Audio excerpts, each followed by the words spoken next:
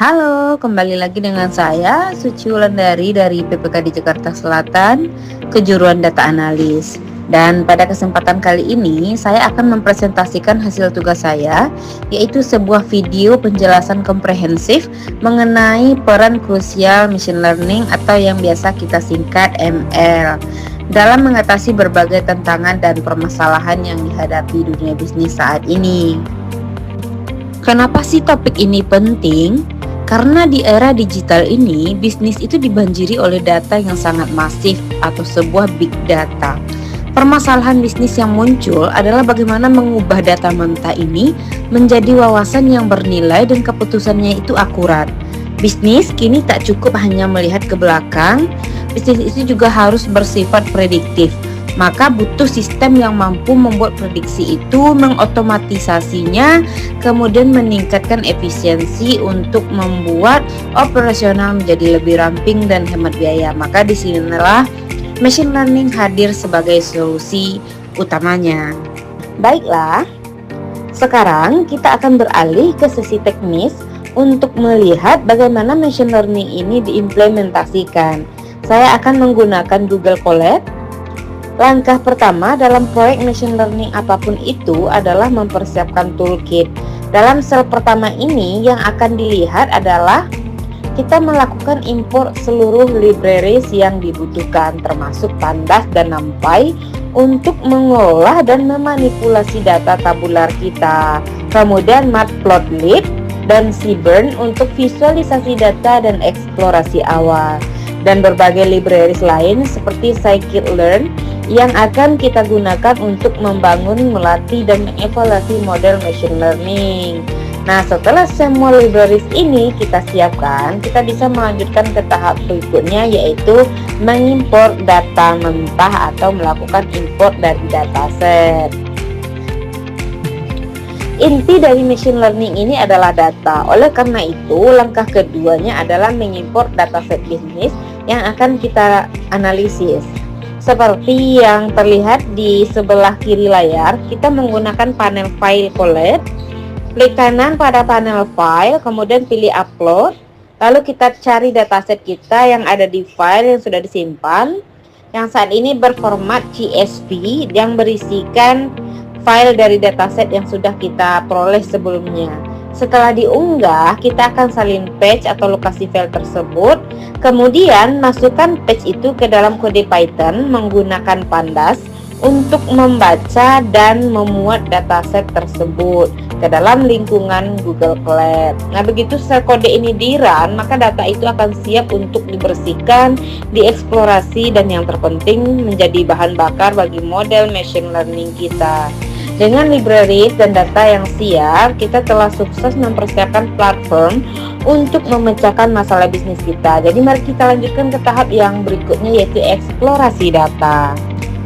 Setelah berhasil mengimpor dataset, kita harus memahami isi data sebelum membuat model. Tahap ini itu kita sebut dengan eksplorasi data awal atau EDA. Pertama, dengan perintah dfhead, kita tampilkan 5 baris teratas dari dataset dalam bentuk tabel.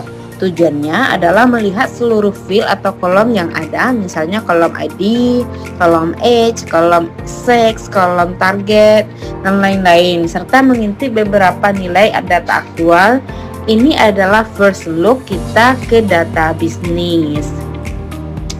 Selanjutnya, kita gunakan perintah dfinfo untuk melihat ringkasan penting seperti jumlah baris, kolom, tipe data dari setiap field. Kita pastikan kolom numerik seperti pendapatan dan jumlah transaksi terdeteksi sebagai integer atau float, karena ini krusial untuk perhitungan model nanti. Terakhir, kita tampilkan statistik deskriptif menggunakan dfdescribe. Output ini memberikan ringkasan angka yang sangat penting untuk kolom numerik, yaitu count, minimum dan maksimum, min dan standar deviasi. Analisis ini membantu kita mengidentifikasi potensi nilai anomali atau outlier atau data yang hilang yang akan menjadi fokus kita pada tahap pembersihan data selanjutnya. Jadi data siap untuk diolah. Setelah memahami struktur data, langkah kunci selanjutnya adalah analisis korelasi. kita harus mengetahui seberapa besar hubungan antar field, terutama hubungan setiap field dengan variabel target bisnis kita. Kita membuat matriks korelasi yang divisualisasikan menggunakan heat map. Warna pada heat map ini melambangkan nilai korelasi. Semakin merah warnanya menunjukkan korelasi positif yang semakin kuat, mendekati +1, artinya jika variabel tersebut naik, maka variabel target juga cenderung naik. Maka semakin biru warnanya menunjukkan korelasi negatif yang kuat mendekati -1. Warna putih atau netral itu biasanya menunjukkan korelasi yang lemah. Fokus kita adalah mencari field yang menunjukkan warna merah terang terhadap variabel target. Field inilah yang memiliki akurasi prediktif yang tinggi dan akan kita utamakan sebagai fitur utama saat kita membangun model machine learning. Ini adalah langkah penting untuk menyederhanakan data dan memastikan model kita belajar dari sinyal yang paling kuat. Langkah selanjutnya yang fundamental yaitu menentukan X dan Y. Y adalah variabel target atau variabel dependen. Ini adalah field yang akan kita prediksi, yaitu risiko terkena penyakit jantung. Sedangkan X adalah variabel independen. Ini adalah semua field data lain selain target yang akan kita gunakan untuk memprediksi Y. Seperti yang kita lihat di kode, kita membebaskan atau membuang field target atau Y dari tabel dataset awal untuk membentuk dataset X. Ini memastikan model machine learning tidak curang dengan melatih dirinya sendiri menggunakan jawaban yang sudah ada. Setelah pemisahan, kita menampilkan X-shape dan Y-shape, yaitu dimensi data kita. Ini mengonfirmasi bahwa jumlah baris observasi antara X dan Y sama, dan kita mengetahui dengan pasti jumlah fitur kolom dalam X yang akan kita gunakan untuk melatih model. Data ini kini berstruktur sempurna untuk masuk ke dalam algoritma machine learning. Selanjutnya, data dibagi menjadi training set dan testing set. Kita menggunakan 20% data sebagai testing set yang belum pernah dilihat model dan 80%-nya digunakan untuk melatih model. Output shape mengkonfirmasi pembagian ini. X-train shape adalah data latih kita dan X-test shape adalah data uji kita.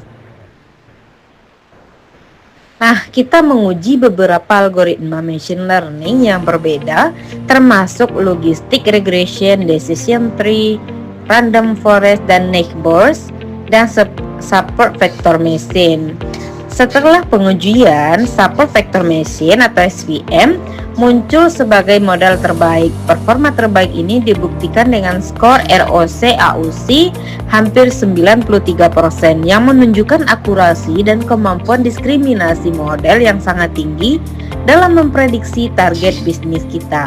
Model inilah yang akan kita gunakan untuk memecahkan masalah bisnis. Tahap terakhir adalah menguji model SVM terbaik kita pada data baru untuk membuat keputusan bisnis yang nyata. Kita lihat prediksi model pada 3 individu baru, yaitu individu 1 usia 50 berjenis kelamin laki-laki diprediksi berisiko tinggi terkena penyakit jantung. Individu kedua usia 65 jenis kelamin perempuan diprediksi berisiko terkena penyakit jantung risiko rendah. Yang ketiga, individu ketiga usia 40 berjenis kelamin laki-laki diprediksi berisiko tinggi terkena penyakit jantung.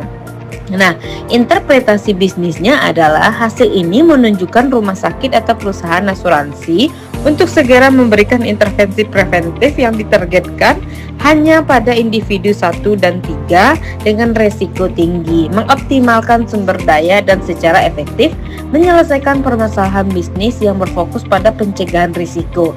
Ini adalah bukti nyata peran machine learning. Nah, itu adalah penjelasan saya tentang peran machine learning dalam menyelesaikan permasalahan bisnis. Semoga dapat dipahami dan semoga bertemu lagi pada materi berikutnya. Terima kasih.